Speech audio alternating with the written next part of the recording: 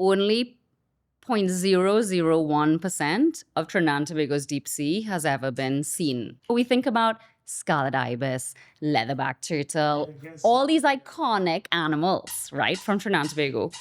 But we don't ever think really about the many marine species as being iconic. Shrimp curry, kingfish. I can really listen.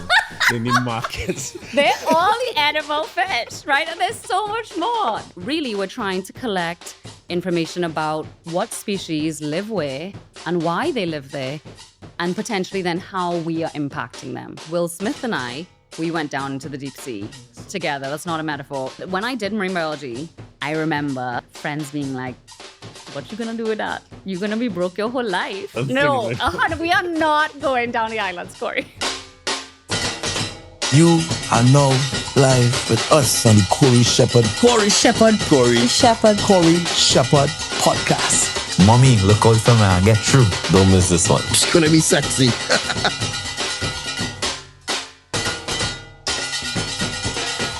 Welcome to the Corey Shepherd podcast. My name is Corey Shepherd. Thanks for everybody who's been tuning in. Today we are way out of our depth. You're going to hear every pun that you could possibly think of all, right? Today we have with us Dr. Diva Amon, deep sea biologist, founder of SpeSeas and Geo, which is a marine biology NGO in Trinidad and Tobago. And we're here to talk about, let me see if I could get this right now, the deep wonders of Trinidad and Tobago on the high seas. How we do? What? Have you been doing this for a long time? Because that was perfect. Was it? Yes. It's our 10th take. That's the 10th time we went through that. Diva, I'm going to tell you. Welcome to the show, Diva. Thank you so much for having me, Corey. I'm so excited you've had such an incredible array of guests, and I'm just so happy to be one little one that can join. I'm glad we had to it. So I was telling you when we spoke before, the sea for me, right? The ocean for me, my whole experience is in Macreep. So we go relate everything back to Macreep here today. The expedition is in Macreep by chance. Because Macreep deep, you know? No, Macreep scares me. It's like, no chance. It's real dark and like... No chance. Nothing scares you. Yeah. Nothing scares you. So let's talk about the expedition first now. What is it about? We have a world-class research vessel in Trinidad and Tobago. It's going to be heading out to explore and study Trinidad and Tobago's deep waters. Right. So I mean everything that is out of our reach, beyond the reach of recreational scuba diving. Okay, so it's not Macreep deep. It's this deep, is deep. not Macreep okay, deep. Right, exactly. Because Macreep have a big sink in it, so that's what it is. I actually heard that recently. Someone was telling me that. Yes. It is. No, I'm talking about like from 50 meters depth all the way down to 4,000 meters depth, 4 kilometers, right? And so not a lot of people realize that Trinidad and Tobago is actually 70% deep ocean by area. I see. Yeah. So it's majority of our country. Exactly, right? Majority of our country. And yet we know next to nothing about it. Right. And so this vessel is coming. We have a team of primarily Trinidad and Tobago scientists. It's led by Trinidad and Tobago scientists. That is a first, which is incredible. Right. And we also have international scientists joining us. We're going to go out to sea for a month. And we're going to be exploring and studying the places we have been to. No one has ever been to before. No person. Ever. So we have no idea what we're going to find. You excited about this? This song is scary to me. Can you hear the excitement? So new species, new ecosystems, things, really transforming the way we understand our country, right. I think. And the best part is that we're going to be live streaming it all. As soon as our equipment hits the water, it's going to be live streamed on YouTube and Twitch, and anyone, once you have an internet connection, can follow along, see the discoveries happening in real time. Exactly. You could be sitting down, not to sell out your business, you could be sitting down wherever your home is, sitting down in your living room, 6 p.m. on a Friday night, and you hopefully you'd have better things to do, but 6 p.m. on a Friday night, Wednesday night, let's say Wednesday night, and you could be watching 4 kilometers down in Trinidad and Tobago's waters live. I understand. Live. Oof. Yeah. Sounds very, very scary. Why is that scary, Corey? Because it's deep. People afraid deep water, Diva. I don't know if you No, that's true, and I understand that. There's a lot of trauma, I think, with the ocean. Right. But on this, while I have been into the deep sea myself in submersibles, this expedition, we won't be doing that. Okay. We have this car-sized robot called Sebastian. Oh, I see. Oh, nice. And he or she is going to be going down into the deep sea for us. He will be our ears, our eyes, our hands on the deep sea floor, and we can control him from the ship. So we'll be nice and dry and comfy, and he'll be doing all the hard work. This one I could do. I like this Exactly, expedition. that's what I'm telling you. It's a great expedition. I like it already. The only thing is, we're at sea for a month. So the whole month, you're not seeing land. Oh, yeah. And you can't come back. No matter what happens, you can't come back. Really? Yeah. Usually when people say that they're working offshore is oil and gas, it's only the oil and gas people say they're gone for a month at a time. And that's because and you're right? But that's because these expeditions don't happen often. In the history of Trinidad and Tobago, there have only been a handful of these, and all of them have been foreign-led. Right, so this one is led by us. And this is led by us. Yeah. And so it's a huge shift in how we are doing our science, who is doing our science, the questions we are asking. And it's really about, I think, sovereignty, right? And understanding things better. But this is I am going to say it, but it's a once-in-a-generation opportunity for science here in Trinidad and Tobago. Yeah. Well, with my ignorance, I'd ask you the basic questions, right? Let's What go. will you be looking for? What will you be looking for? But it's just one of them things you just know where we discover what you discover, or you have a plan, you have an objective as to where you're going for? That's a great question. So what we're trying to do is we're trying to get as systematic an understanding of all of Trinidad and Tobago's waters, what we call our exclusive economic zone. And that means that we've chosen different spots to explore based on the depths, because we think that will change what lives there, right? And what ecosystems were found. And also depending on where different currents are. So we're sampling in a few different ones. So we're hoping we can see the full spectrum of deep sea life in Trinidad and Tobago's waters. There was a study that came out just a few weeks ago from one of my students and from UE. And she found that so far there have been 450 species recorded from our deep sea in Trinidad and Tobago, which sounds like a lot. Right? No. Really? So, but then she did modeling and she expects that there are more than 1,600 species. So more than 70% of deep sea life in Trinidad, we just don't know. Hey. So it means the opportunity for discovery is massive. Species we have never seen as Trinese, species no one in the world has ever seen. And really we're trying to collect information about what species live where and why they live there, and potentially then how we are impacting them, so that we can think about how we can steward them better in the future. You see how my mind a little warped, because I studied what God, they could what do were for you we. thinking? I studied what kind of thing these species can do. We like wild meat, I studied things to eat when you go down there. Okay, so let me tell you. So we have a species of mussel that we know lives in Trinidad and Tobago's waters from a study that was there in 2014 and then one in the 1980s. These mussels are this big. Oh. So think about the mussels you eat. They're like this big, right? If you do that. But these are this big, which sounds good. All right. Except that they use sulfide as their food. So they like pong of rotten eggs. It's not for eating, not for eating. And then put in a cocktail. But I mean, you say food, right? But like actually the deep sea and life there supports fisheries that many of us rely on here in Trinidad and Tobago.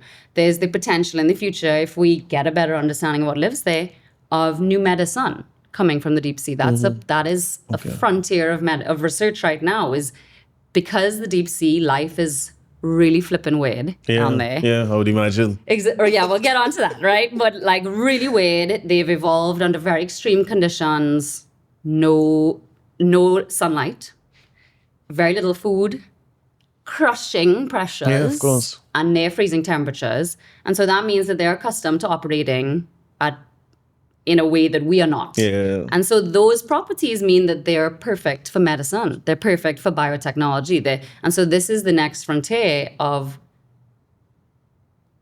exploitation is a strong word, but potentially sustainable exploitation. I understand what you mean, Yeah. So. Like getting these types of things from our ocean in the future. And by the first step is us being able to go and look to see what's there. Right. So that then we can think about how we're using it. But we're already using our deep sea, right? We have oil and gas exploitation happening right now. And that's with very little safeguards. We don't know what lives there, and so we don't know how to safeguard it.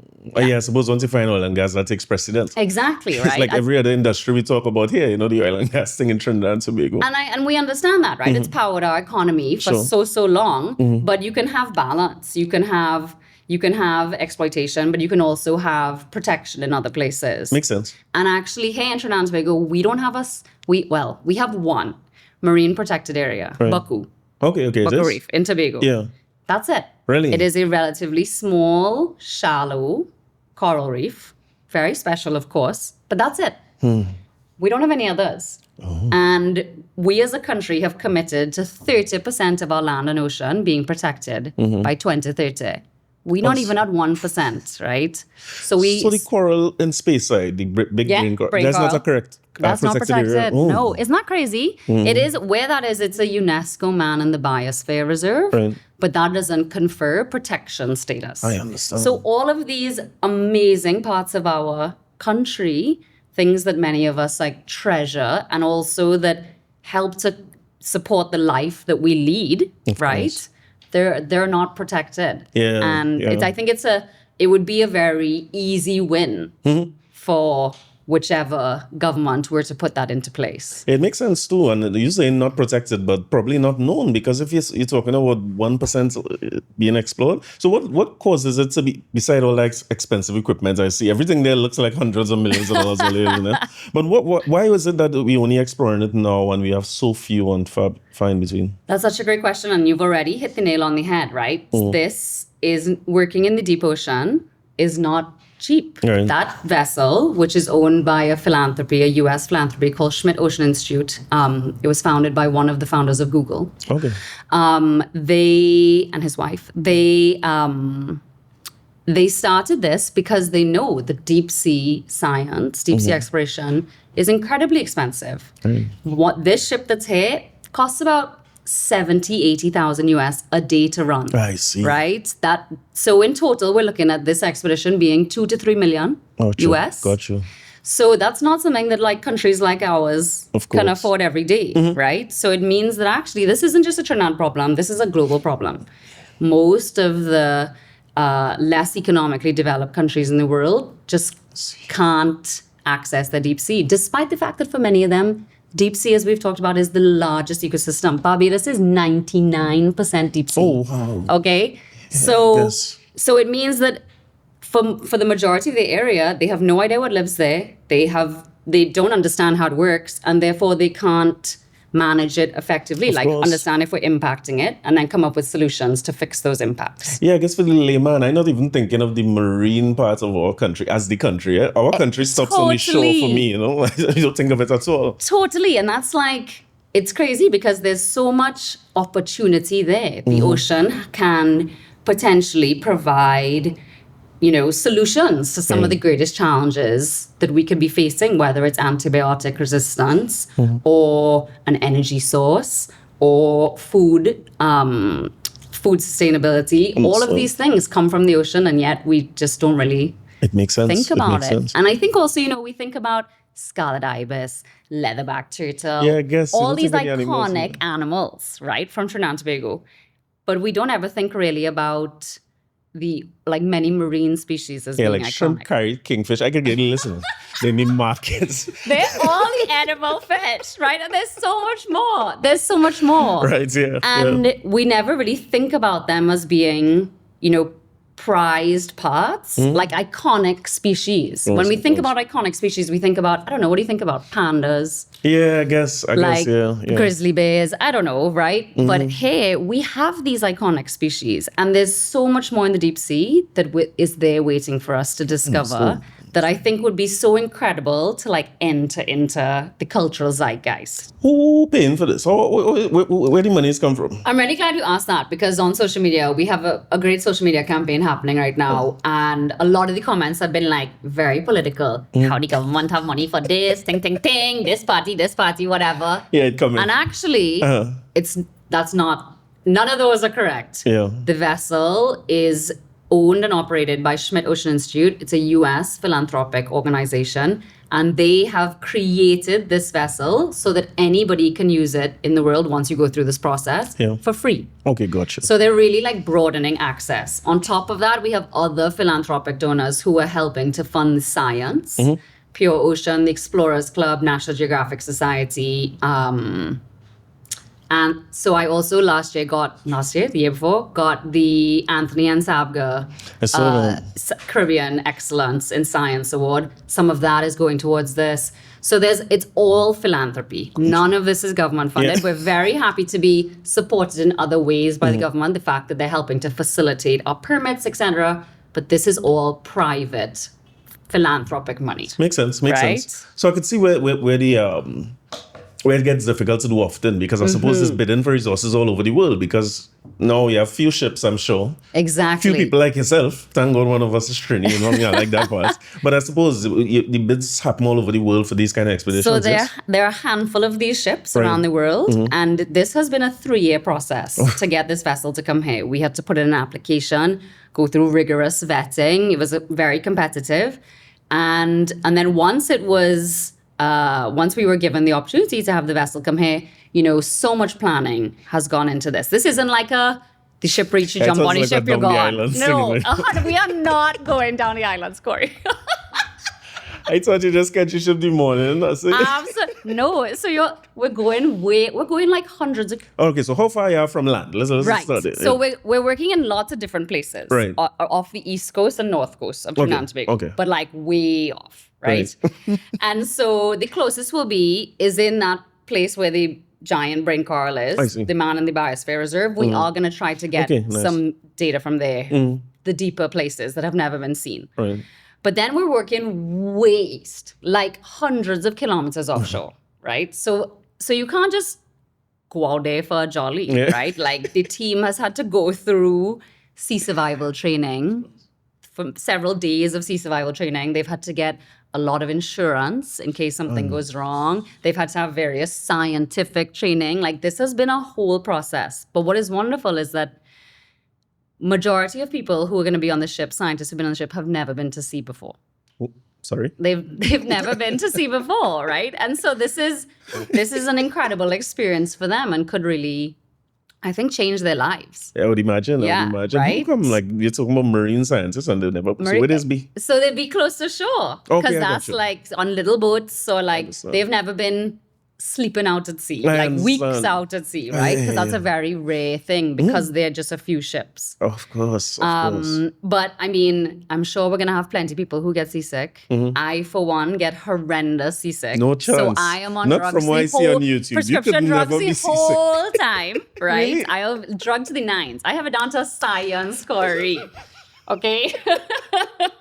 Just to make sure. So, no, because you can't be like puking up the place when you're trying to run the expedition, right? So I'm sure we will have some people who do get seasick, but I mean, it literally is like you have a whole town almost at sea. It's a ship with close to 100 people on it. Right. You have captains, you have cooks, you have cleaners, you have everything, right? Yeah. And then it's very close quarters. We have recreational rooms where hopefully we're going to be streaming the World Cup matches. Oh, you can get a game. Hopefully. All right. And then there's places to go and work. There's labs. There's cabins, which you have to share with at least one person. Nice. Yes. So, I mean, nice.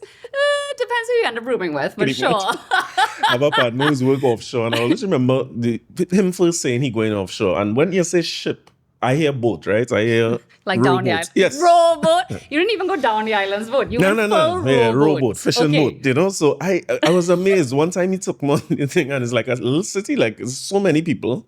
It's you got so to go. much That's space. so cool. Yeah, I just went on. They were docked for a while for whatever reason. So we got to just walk through the boat. It was it's a new world for sure. For sure, right? It's like you have to be self-sufficient. They like just silly things like the pantry on the ship. The storage, food storage, I was is impressed by that. amazing. Yeah, I was impressed Exactly, by right? that. You have to have your food last for like a month. Yeah. And they can do incredible things but it is funny when you're at sea, you see like things disappear quickly. So like lettuce is one of the first to go, right? Then bananas. Spoil or people easy. Then spoiled. Yeah. So you're on like week 1 lettuce goes, week 2 bananas go, week 3 maybe eggs. I know whatever my else, God, right? yeah. But like, yeah, you really are out there. Yeah, it's You can't just interesting. come back and go to the grocery. Yeah, should be able to. Well, even them talking about that because they had supply boats, like just to go out to meet the other big boats or the rigs or that kind of Right. thing. So I suppose it's similar. A month is a long time. A month is a long time, but we don't have supply boats. So gotta everything go with we are everything. packing on the boats on Saturday and Nice. Sunday. Nice. We're going with. So it's 29th of June to 28th of July. Correct. And so we're going to be streaming once that robot, remotely operated vehicle, hits the water. We're going to be streaming live. What's his name again? Sebastian. Sebastian. So he could collect samples. That will do everything that you need Everything. to do. But does it go down and come back up to surface? Correct. I see. Yes. So we put it off the boat when we're ready. Goes and journeys wherever it's connected to the boat. Goes and does its whatever he wanted to do, collects samples, and it's so incredible. It can either like break rocks, Okay. Gotcha. or it can collect the like most fragile coral that's like made of like bone china. Understood. Right? And so it has this dexterity that's amazing. And it puts all of the samples onto the front. It has baskets. And so it puts all of them on there. It can take temperature, it can take oxygen, pressure, etc. And then it brings it all back to us, and we are able to work on them on the boat. Gotcha. So I suppose what does it end with? Is it a report? Do you tell us how do we know what happened?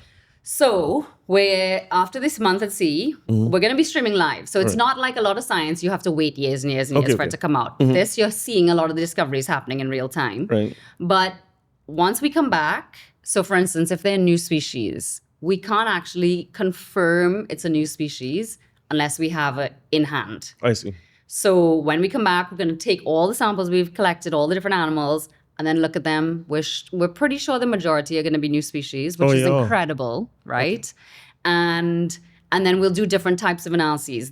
Some will take months, some will take years, and then ultimately there'll be different scientific reports and publications done. But we're making a really good effort to make sure that is communicated broadly. Because we need the ultimately, layman version. exactly, right? This is what's the point of doing science for science sake? We should be doing science to communicate with as many people as possible, to inform stewardship, et cetera, et cetera. Makes sense. And so that is our aspiration, and that's what we're hoping.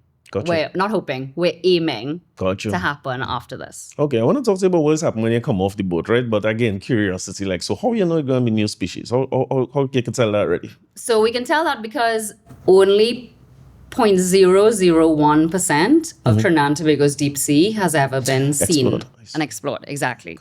So because so little has been explored, we can make an educated guess. Makes sense. That we're going to be finding plenty new things, which is incredible. It always blows my mind that in this day and age, we're still finding species that no one has seen before. Well, I guess I heard you say in an interview that we, like, globally, it's still at 1% kind of thing. It's less than 1% of the deep sea globally has ever been seen. Think about that. Like, this is the ocean of our own planet we're talking about. We have no idea what lives there. No one has ever seen it. We don't understand how it works. We don't understand how we're impacting it.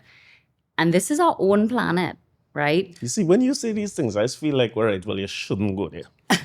So I'm so glad you said that, right? Because there is what's the word I'm looking for? Often exploration leads to exploitation, right? That's like a thing that we do as humans, unfortunately. And there is the chance that happens here, but we have to hope that by doing the science, we can then say, hey, this species is really fragile, or this one we can potentially think about using, or hey, we should protect this very special place, and so on, because we don't have a good track record as a species. Yeah, as humans, you mean. So let's talk about, your preferences for people like Sebastian or robots like that, also go down in the submersible. Because the only thing I know about submersible is the Titanic people, From the time I talked to you, I say, oh God, I'm frightened for Diva. I'm so glad to hear it's a remote vessel. Okay, so let's talk about OceanGate quick, the Titanic one. Okay, good. I was actually at sea off Costa Rica on the same vessel when that happened. Oh, really? Yeah. And we were transfixed, right? As was the world. This is... well, especially y'all. Right? Y'all are like, this is people who are paying huge amounts of money to go down into the deep sea, to explore, to go to see this incredible wreck. Yeah. and then they disappear. Became a part of the wreck. And then, Insane. like, Titanic took, I didn't mean to laugh, Titanic took more victims, right? Yeah, of like, course. Yeah, imagine that. 100%. Like, Titanic is a victim itself, but it's still taking people. But ultimately, the owner of OceanGate, and OceanGate as a company, they, as we've seen in numerous documentaries, numerous documents have come out, they did not go through the safety steps. Okay. They were really, there's a certification process to make sure your submersible, the little, right, smaller than a submarine that you go in, to make sure that is safe to go in. And they, time and time again, did not go through that process. It was not certified. I see. And they used materials that you don't usually use materials. They were essentially a rogue actor. Understood. That then, despite numerous people saying, hey, what you're doing is dangerous, this is because of the way you're doing it, you really need to stop. They just ignored all of that. And then this is where we ended up. Apart from that, everyone else gets their submersible certified. And actually, it's one of the safest industries globally. There have only been 2 other deaths globally from scientific submersibles. Oh, I understand. Yeah, so it's very, very safe, right? We're diving in these things all the time. So you feel safe when you're going into the sea. What's the fear factor? It's interesting you ask that. So I've dived a lot in submersibles. The deepest I've gone is 2.5 kilometers. Okay, so how long when you go down before it get pitch black? How deep you have to That's go? another good Corey, come on, good question. Because everything I see you is in the dark. First time I see you in real.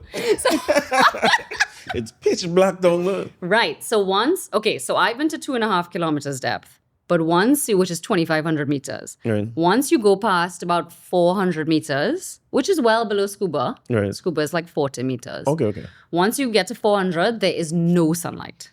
None. To get from 0 to 400, you see the light disappearing. Oh. And not only does the light disappear, but different colors of light. Because, light is like lots of different colors and make it up, right? Like the rainbow makes up white light. Sure. And so as you're going deeper, colors disappear. So red is the first color to go. Ooh. And so you could be wearing a red shirt in a submersible, and within like 50 meters, it will be black or brown. It's like it messes with you, right? Imagine. Like you could do, I remember once I did rainbow nails, rainbow, because you have to have fun with these things, right? Rainbow manicure, so and it was like, go. and it's totally different manicure you have by like 50 meters, right? So it's a crazy experience. You lose light, but then Corey, once you get into the darkness, sure, there is some fear because ultimately you are going to a place that no one has been before. You are going to a place that if something goes wrong, no one is coming to help you. Right? So you have one of these buttons like in the MRI machine, you can tell them, because as red disappear, I'm pressing that, it's like, pull me back up. So wait.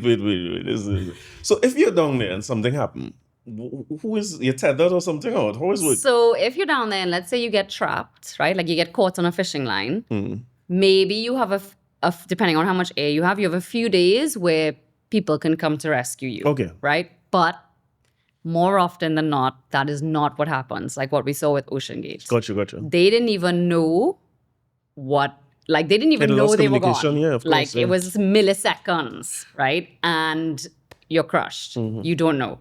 So that's more likely than not what's going to happen. But again, it's a very safe industry. Gotcha.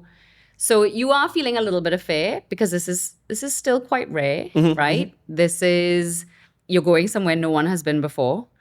And sure, there is a little bit of unknown. And you're by yourself, or is it No. people with you? Okay. Thank God. My God. I wouldn't trust myself to drive. I would not trust myself to drive one of those. No. You have somebody you have a pilot, one of the drivers. And depending on the submersible, you can also have another guest. So, for instance, once Will Smith and I, we went down into the deep sea together. That's not a metaphor, but we did go down into the deep sea with a submersible pilot. And he had on a red shirt and went through that whole thing. And you could see, bless him, the fear, right? It's all in Disney Plus, Nat Geo's Welcome to Earth series, which is streaming now. Yeah. But you watch his face and you can tell he's been very open that he's not comfortable in the ocean. understandably. And you can see he's extremely fearful. Yeah. And the whole time we were going down, we went to a kilometre depth together. So pitch black, right? And he was like silent. Yeah. Silent. And because it's dark also, I was like, is this man asleep? Yeah. Like what? So it's what two is of you all on a pilot, Two is of it? us on a pilot, and like it was just like silence. And I'm like, do I Mm-hmm. ask if he's okay? Is he taking a nap? Like, I don't know, right? But no, he was just almost would imagine. paralyzed with fear. Yeah. And again, it is understandable. But fear aside, it's a once in a lifetime experience. It's like going to another planet. Yeah. You feel so much excitement that you are part of this very privileged minority who gets to see places that no one has seen before. Sure. And you never know what you're going to see, right? Like, not only is it likely no one's been there before, but the ocean is always changing. And so it could be like a massive 6-gill shark or a manta ray or a several 1,000-year-old coral, right? Like, you just don't ever know what you're going to see on this journey. And it's an incredible thing to witness. And then on top of that, when you're on your way down or on your way back up, when you're going through the darkness, there's like the most crazy firework display you have ever seen of your entire life. Have you heard about this? I saw one video you all did today. Just switch off the lights of the thing. Exactly. So you can flash the lights, or in the darkness, if you turn off the lights, you see all the... But essentially, because the deep sea is dark, animals have evolved to create their own light. Like an anglerfish, right? You know the anglerfish have Yes, like little lure yes. on the front? From Except... Finding Nemo. and things. Exactly, right? He has this little lure that he lures his food in with. Right. But there's so many more dark stories about anglerfish we could talk about. But but except it's not just anglerfish. We think like 70% of species in the deep sea create their own light. And so when you're going down, these things are just like firing off, like blue squirts, green squirts. They're lighting up in all these rhythmic displays. And it is like... It's like you're on drugs. Yeah. Like it's like Psychedelics. you're watching, like exactly, like you're on the craziest psychedelics and you're just watching this incredible like world in front of you. Listen, the more you talk, it's more frightening again. You know, you can tell more them. I am not doing a good job then. I'm not doing a good job then. And 1 kilometer supposed is to be- light work for you. Filled with awe and wonder. I am. I'll be on the live stream. I'll take it in. Let me start there, you know. But it takes a lot to get to that point, I suppose. And as you say, with the training, because everything I see about the ocean, for instance, is the pressure and the depth. You have to go through training to deal with that too? No, but these submersibles, it's like sitting in a car. Oh, I see. You don't feel You don't feel anything. So it could come up at whatever speed and all that too. It's not like Correct. scuba. Yeah. I saw something you all showed where you all put a styrofoam cup. Is that a real thing? I actually brought one for you to do. Oh, you did? Yeah. So because when you go in the deep sea, right, there's meters and meters of water above you. And that, of course, has weight, has mass, right? So it's heavy. And so what happens is to demonstrate that, we take styrofoam cups. Sure, we know styrofoam, not environmentally friendly, but they are necessary for this purpose. Sure. And we have people decorate them like yourself. Oh. And then we attach them to our robot. They go down into the deep sea. As they go down, the pressure squeezes them, squeezes all of the air out of it, and it comes back like shot glass size. So you see that and you still went. So I mean, yes, right? But tell me, okay, so if I came to you tomorrow and I was like, Corey, we have a submersible coming. Let's go. We go into a kilometer deep. Let's go. You know, is it Would true? you say no? No, I will do it. You would do it. Yeah. I have one experience, right? Nothing like that. But we went to, I want to say it was Cancun at the time. Okay, yes. And they had they do these underwater walk things. So I remember being hesitant about it because they're telling you all this other thing and you had to put on this. The thing is very heavy. So you had to start going down It's into the the water. helmet, right? The helmet, right? Yeah. And you could walk the seabed. Which I've never done. Yeah. No, but you've done much more, right? But so you walk this seabed and there's a guy giving you a tour. You know what stood out to me a lot about it? There's a piece that came because when they put the thing on you, right? this is what he's telling him. Well, don't lean forward because then water. I was like, all right, this You're is like, I'm definitely not leaning forward. listen, Don't worry that about thing that, was sir. scary. My wife and my son pull out immediately. I went by myself. Because whatever it was, they had nobody in the line when we went. And when two of them saved them, it's like, nah. And I was like, I go in. We here. You know what I mean? What better place to go than Cancun? You know what I mean? If we out, we out. So Also, I went. you had 4 tequilas. I said, let me go. You know? You know what I mean? At least I had a good time. Cancun was nice. But you had to walk in the seabed and they take you through, like you had the little stingray thing and they had photos underneath. So there's a guy who, there's a scuba diver with you. Okay. He's And taking you on the tour. photos. And I think it's man-made because there's like a railing down there you could hold and walk, Right. and there's some statues. Yeah, he did photos the whole time, but there's just basically 2 signals you could give him. It's either like you're good or yeah, maybe up. it was Yeah, that. it was or up, okay right? or up. Yeah, so you know, I've already. But it was nice. There was a quite kind of serenity that came because I think for me there's a peace in knowing you can't. What you gonna do? You're going Totally. home. If something go wrong there, you out. Totally. So for that reason, probably if you say that, yes, I do love the ocean. I like being in the sea. I feel most comfortable there. But so if you say we go in. I mean, you bring back Will Smith in one piece. I trust you. Exactly, right? No, but I'm glad to hear you say that because Yeah, I I think would there are a do lot of people who, like if I also said, would you want to go to space? Would you? Yeah, I mean, I also hear, I had a Right. good life, I mean, I doing it.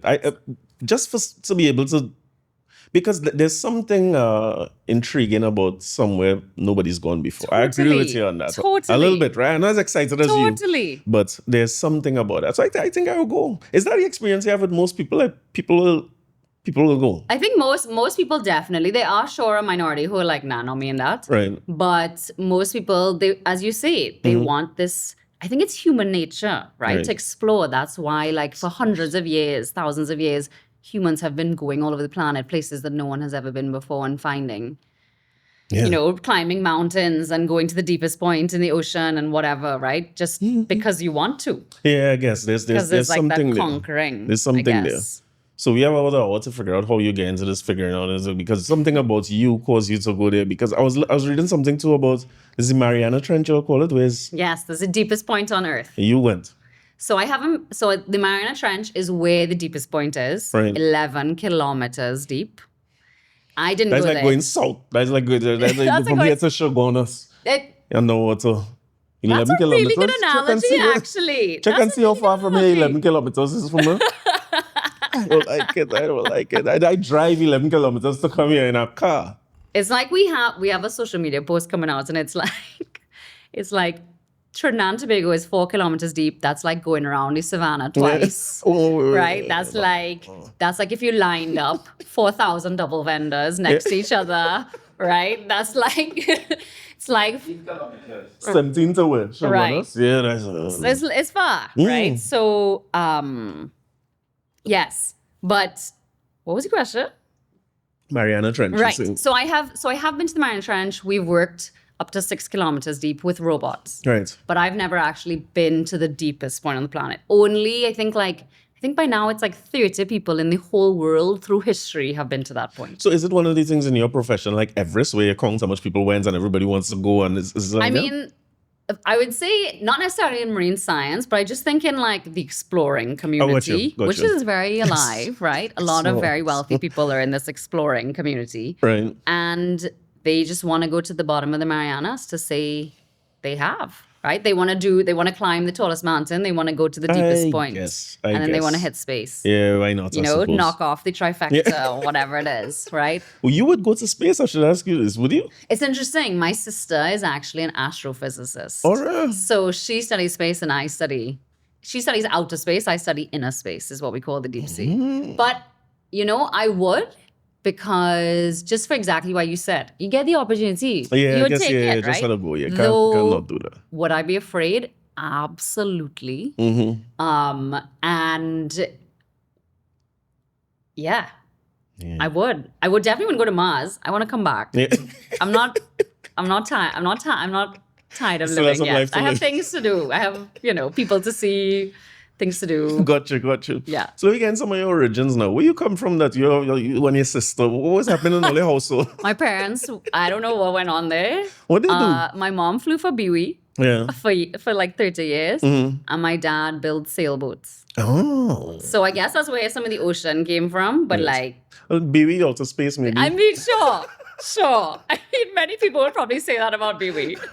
Where y'all grew up? Where We y'all grew up from? in Marval. Okay. And yeah, I mean, for me, it was just that because my dad built sailboats, I spent a lot of time by the sea, Chagramas? before Chagramas, definitely. But also like, I mean, I grew up in the before cable time, Yeah. right? To age myself.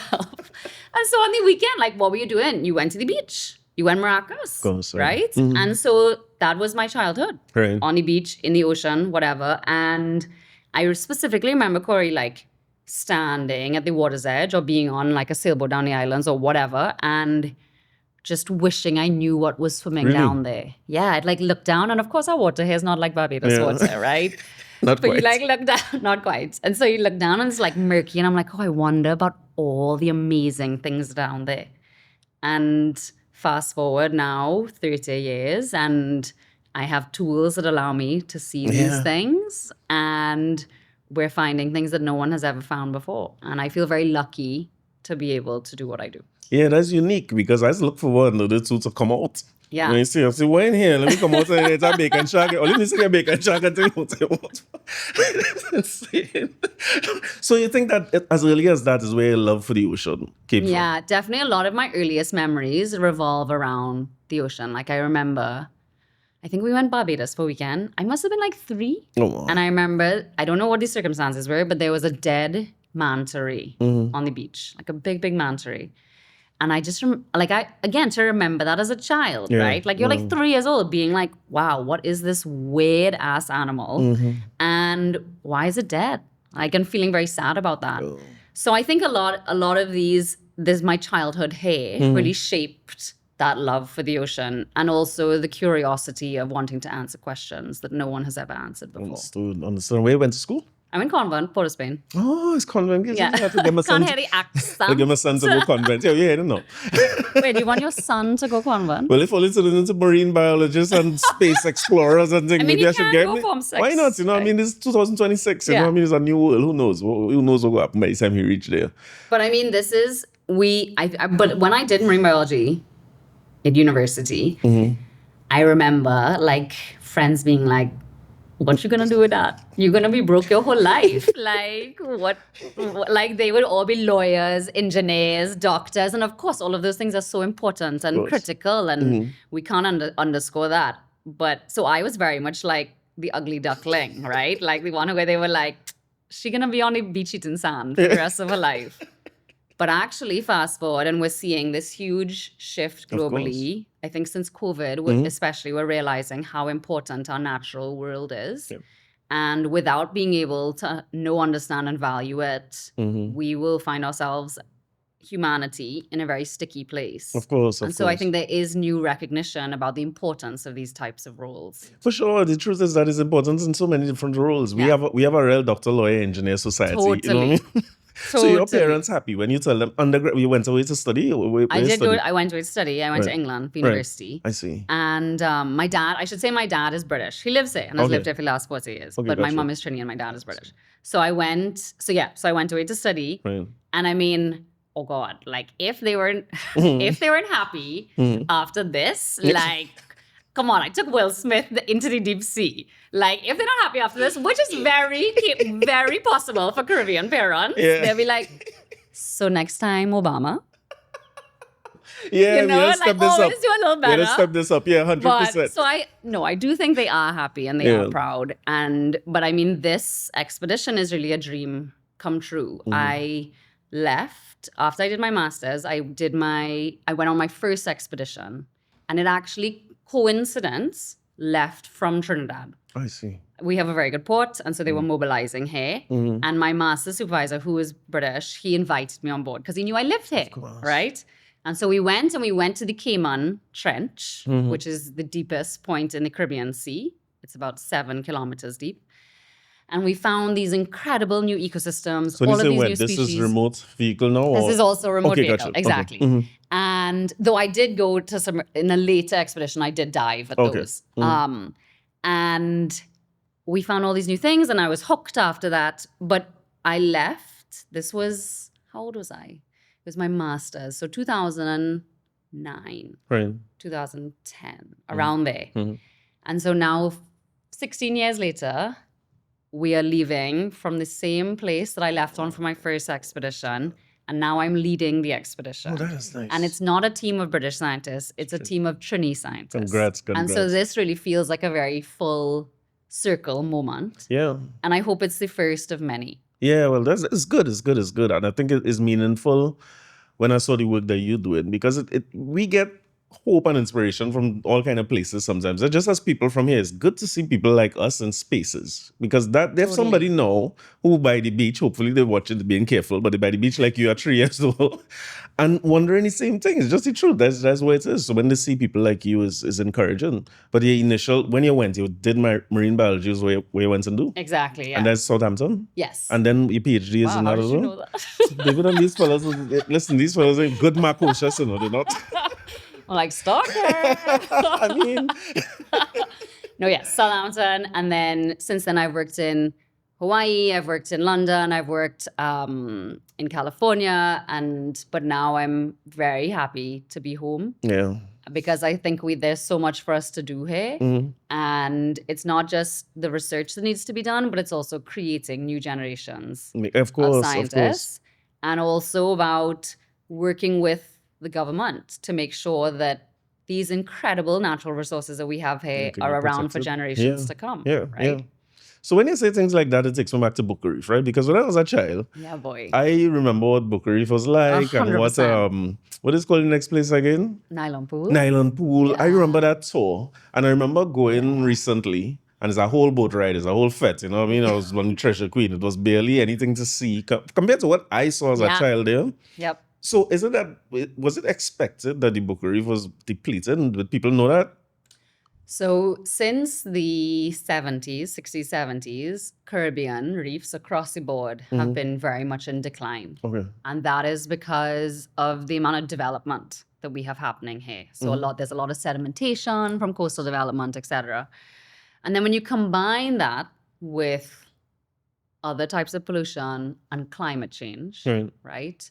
It's like reefs just can't cope. Right. And so now, I mean, I was talking to one of the team members who's sailing with us, Dr. Anjani Ganesh. She's at the Institute of Marine Affairs. I was like, out of 10, where would you say Trinidad and Tobago's coral reefs are? And if 10 is like perfect condition, right? And she was like, man, 2, 3? So this is happening globally. It is worse in the Caribbean. Okay.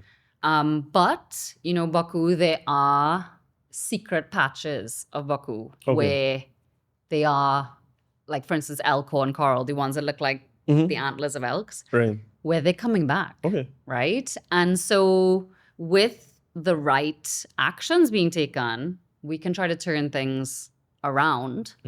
But I think you're right? Like now the tours that happen, It's a fit. It's a vibe. is a fet, right? And like that's fine if that's what you want to do. But then there should be tours for people that do want to hear about Of course. the reef, Yeah. right? And understand more about it, et cetera, et cetera. Not everybody needs to go on a fet and go to fet. And, I think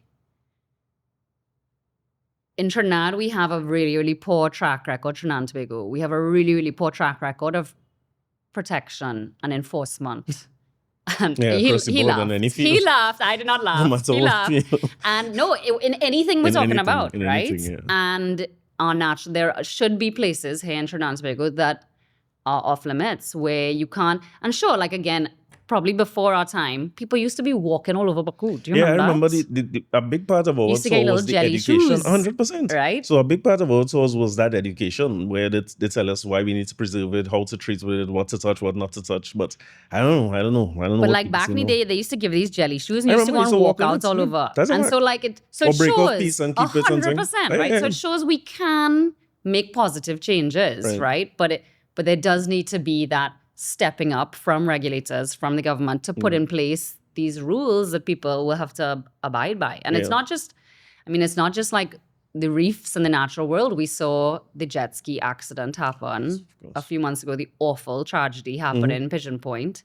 And it's like, sure, I'm sure it's going to go quiet for a bit. And then, Yeah, so that's all you stories. know, right, exactly. But, and we can't afford to be like that with much of the natural world, especially the deep sea, because animals down there are incredibly fragile. I mean, there are corals that are like thousands of years old, like older than the wheel, older than pyramids, right?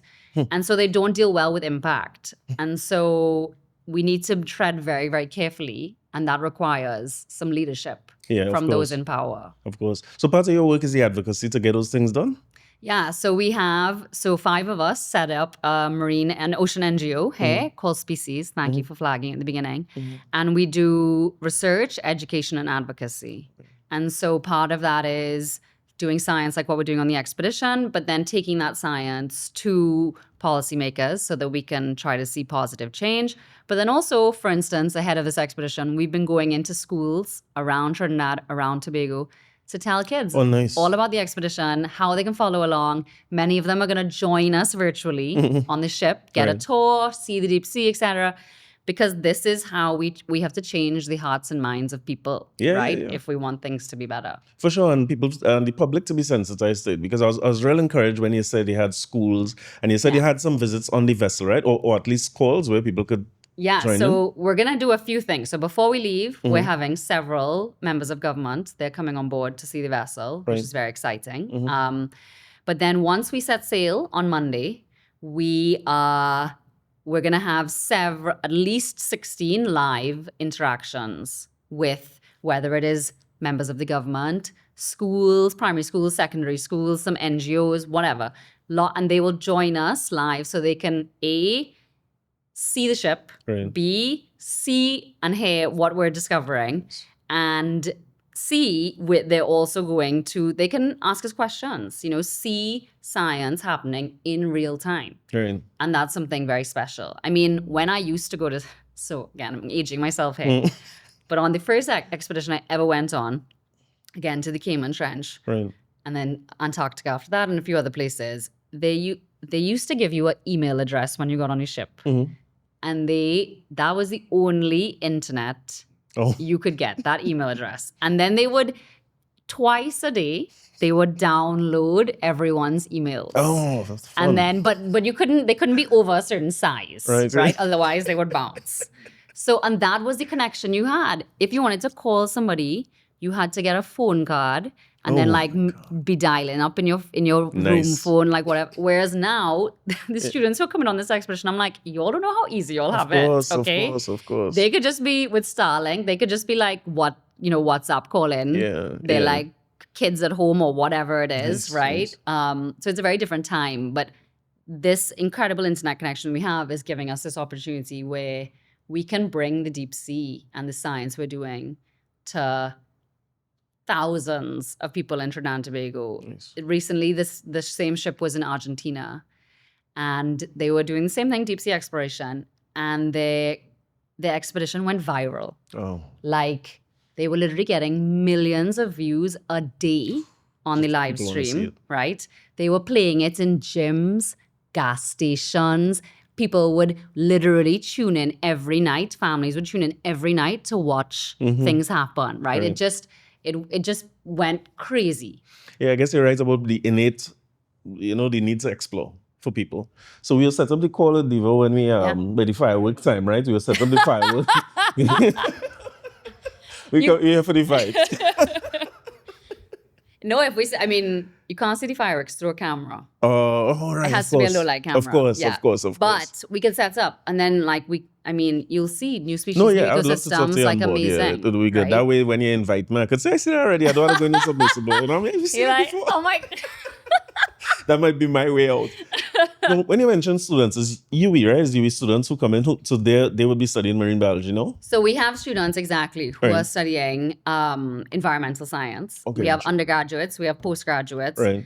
And I think there are 8 or 9 coming from the University of West Indies, UE. And then there's one coming from University of Plymouth, one coming from a Spanish institution, A lot of Okay, okay. students. This Nice. is really about training as Gotcha. much as it is doing the research. Makes sense. And you are researching UWI now as well? Or? So I'm an honorary research fellow at UWI, but my primary affiliation here is SpeSeas, the NGO. Okay. But then I also have a relationship with the University of California, Got it. Santa Barbara. Okay, I'm with you. So yeah, multiple hats. You know how it I is. see. I realize. I see why you need to disappear into the ocean a few times a year. You know what I mean? How often you do this? How often you'd be on expeditions? Is it 3 years apart, or you're planning several at the same time? So like at one point I was doing 3 of these a year. So you had to see for like 3 months. It's like offshore living, right?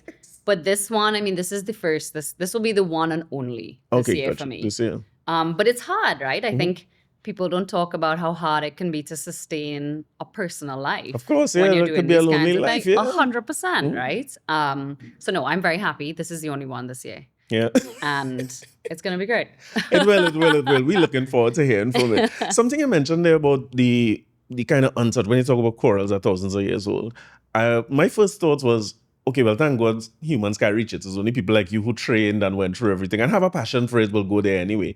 But I saw you say in an interview that when you all do expeditions, you find pollution in the places that people never been. Yeah. So saying people can't reach it is kind of true, kind of not. Right. Because we can have impact without actually going somewhere. And that's what we see time and time again in the deep sea. So climate change, the ocean is warming, it's getting more acidic. That has an impact even if no one goes there. Trash. I mean, let me tell you. So once we were exploring the Gulf of Mexico. Or Gulf, yeah. Anyway, we're not going to say what I was just about to say. Gulf of Mexico. And the ROV touched down on the seafloor, the robot. We were about 1 kilometer deep. And the day before, we had found this incredible shipwreck, like hundreds of years old, had all these like artifacts all in it. It was so amazing. And so this dive, we had another sonar target we were exploring, and we expected it to be another shipwreck. So we were all taking bets, right? People were like throwing down the best chocolate, the best whatever, right? About how old this shipwreck was. Life gets very sad on these ships sometimes, Corey, okay? And so we touched down on the seafloor, and like you could hear the anticipation, like it was just silence because people were so excited to see what we were going to see. And we started to drive closer to it, and you could see these very angular shapes looming out of the distance. And we were like, okay, angular. That means it's a more recent shipwreck, probably metal. And then we found ourselves driving through a field of fridges, dishwashers, stoves, dryers. You see, when you say garbage, I thought this plastic bottle and was so we definitely get plastic bottles too. Right, Plastic is everywhere, right? But no, like because the deep sea is like the bottom. When things go overboard, that's where it ends up, right? So we see everything from household appliances to actually about 10,000 shipping containers are lost a year. Every year at ship. Suppose every time they have accidents or something. Or not even a storm. Apparently they're falling off all the time. 10,000 of them a year. Just dropping off ships. Yes.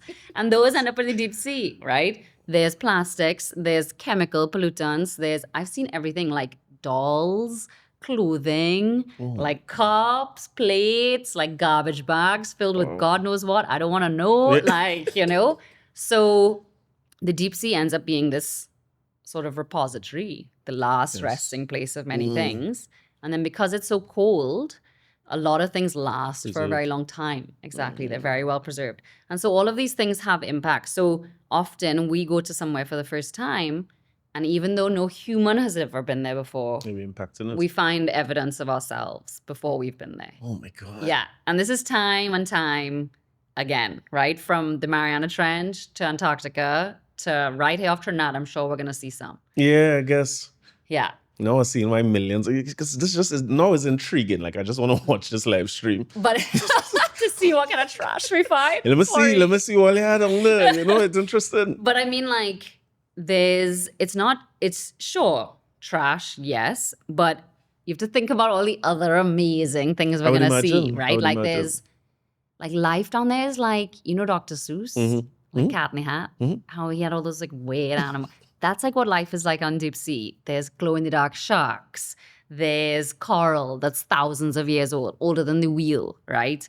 There's these worms that live only on the dead bones of bones of dead whales, right? Like there's tube worms that one of which is named after a marine biology professor here, the first professor at UE. We've named one after her. And they get like 3 feet long. We get giant sharks. We get, you name it, it's down there. It's weird.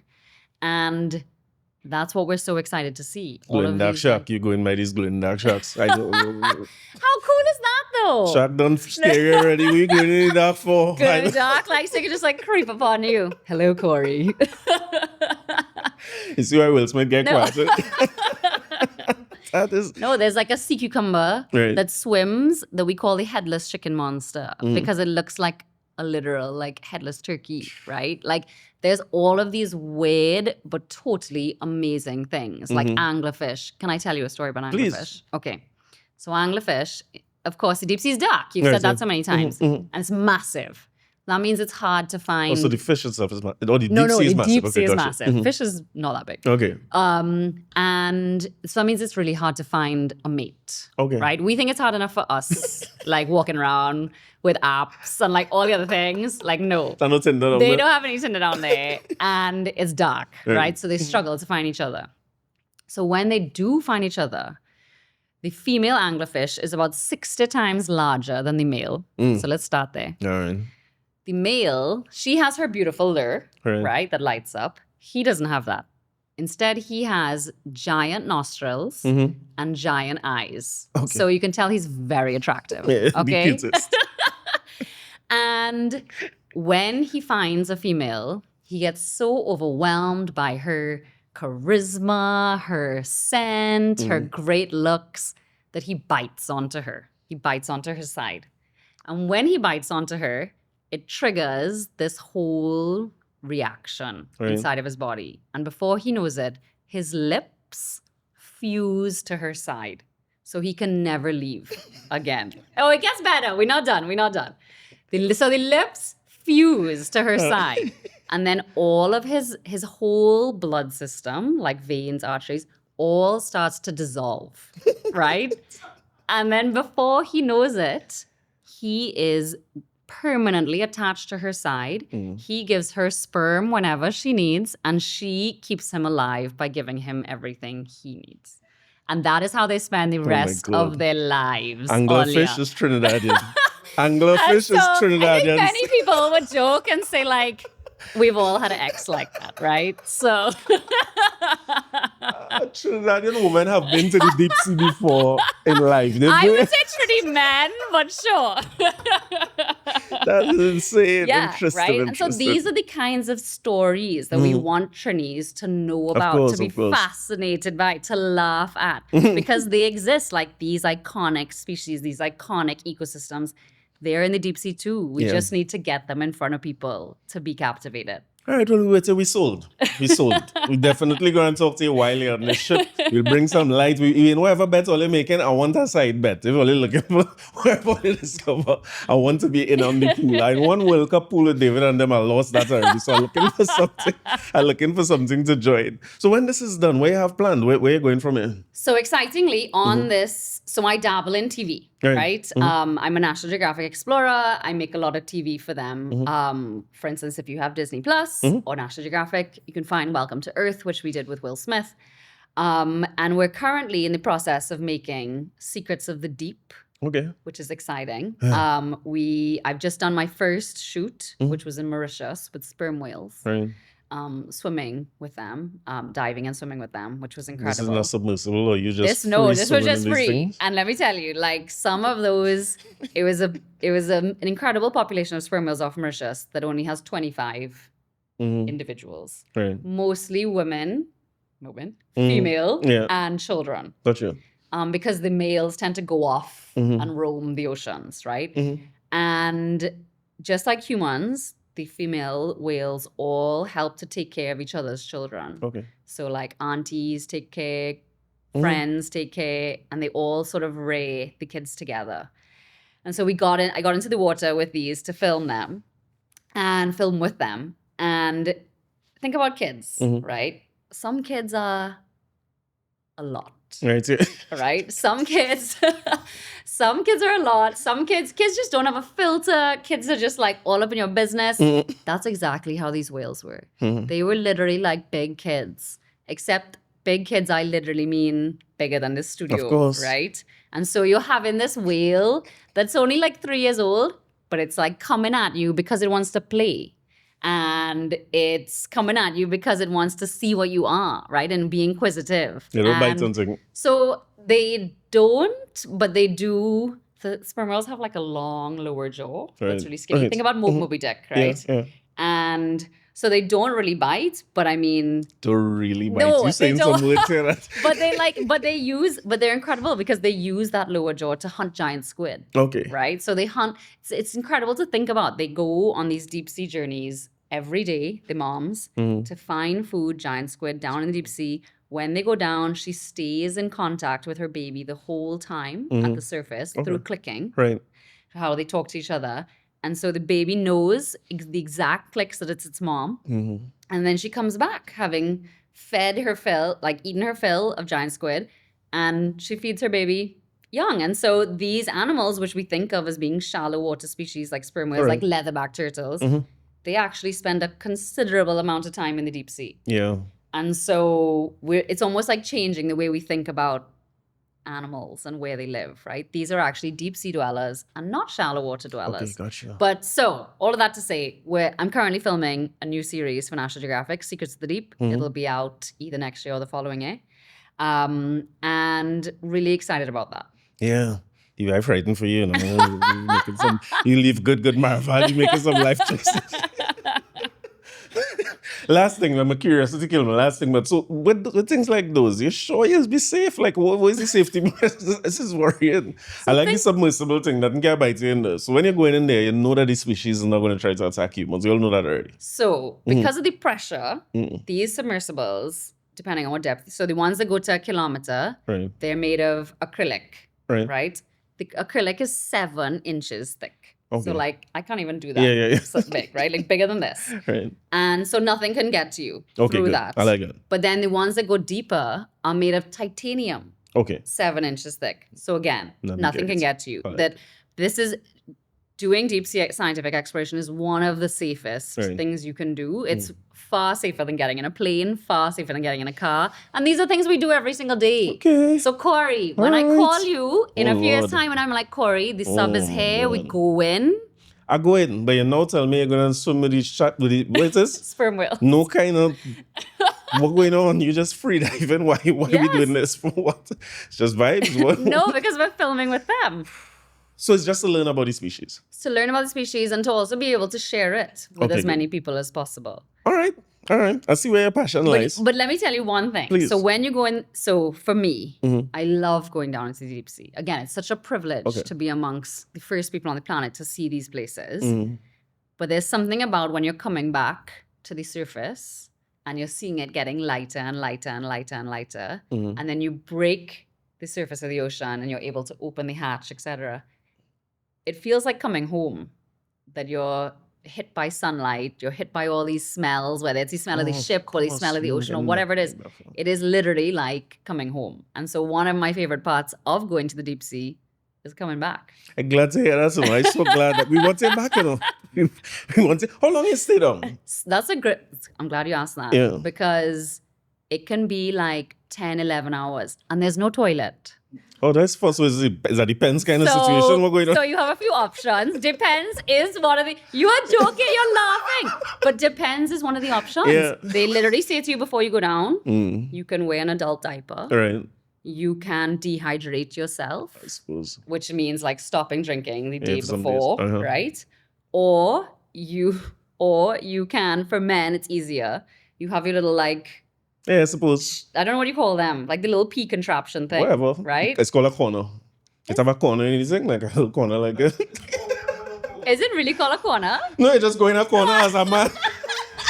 My God, do not put that in. You cannot be in the corner of the submersible. You will never be invited back. But no, there's like a little... No, nobody like a know we don't. pee container or whatever.